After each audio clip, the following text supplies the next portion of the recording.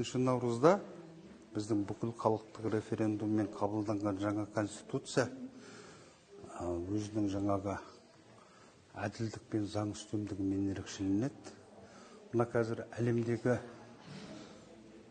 тәуекелдер, сын қатерлердің молдығы біздің заңдық негіздерімізді нықтап алуды көрсетіп отыр да. Бұл конституцияның артықшылығы ең бірінші.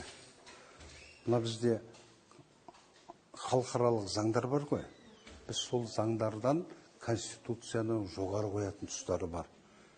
Расында бұл өте ойланатын нәрсе. Одан кейін біздің бұл конституцияның артықшылығы, мысалы, адвокат туралы, отбасы және неке туралы мәртебелерді біз конституцияға енгіздік. Осы жағынан конституция, бұрынғы конституциямызда да бар, мына білім мен ғылымға байланысты бұл үлкен мәселе. Әсіресе мына оқу орындарында жаңағы орта және жоғары білімнің теңдігі, оқу білімге деген мемлекеттің кепілдік беруі, мына халықтың денсаулығына кепілдік берілу, бұлар арасында бір жаңағы өзінен өзі бола салып жатқан нәрсе емес. Ол біздің ең бірінші конституциямызда көрініс табады, одан кейін біздің ұлттық заңнамамызда.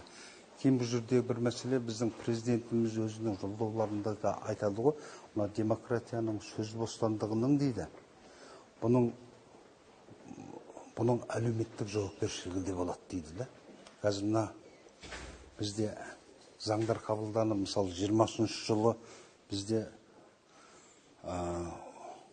онлайн платформалар мен жарнамалар туралы заң қабылданды.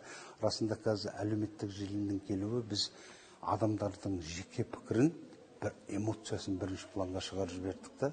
Біз жаңағы өзімізді кез келген жерде онлайн трансляциялайтын болдық та. Осы жерде расында қазір блогерлердің, әлеуметтік желі, азаматтық журнализмнің келуі адамдардың жеке өзінің этика нормаларында қадағалау бізде конституциялық деңгейде көрсетілген. Осы жағынан осы конституцияның артықшылығын көруге болады. Американың конституциясын алсаңыз, негізгі конституцияда негізгі концептуалды дүниелер ғана жазылу керек та. Біздің осы конституцияда сол нәрсе байқалады. Кейін жасыратыны жоқ, біз 30 жылдан астам экономикалық нарық қалыптасты ғой бізде. Экономикалық нарық қалыптасты, мысалы, жеке кәсіпкерлердің институты қалыптасты. Бірақ өкінішке орай бізде саяси нарықтың қалыптасуы кенжелеп келе жатыр да.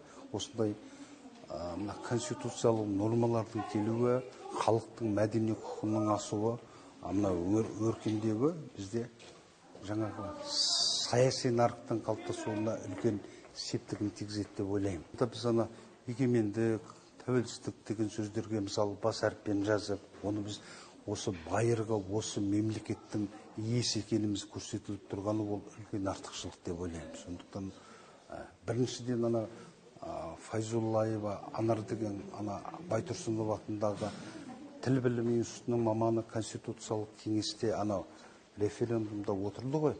Ол кісінің енді біздің конституцияның расында бірінші артықшылығы ол мемлекеттік тілде дайындалуы болды да.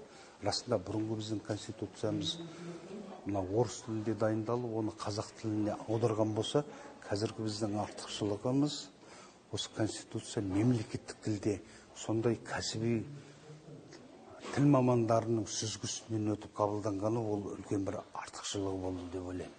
Сондықтан Құда қаласа тамыз айында үлкен саяси науқан болайын деп жатыр ғой. Қазақстан азаматтарын сол сайлауға бір кісіде атсалысып, өзінің даусын, өзінің жаңағы пікірін білдіруге шақырамын.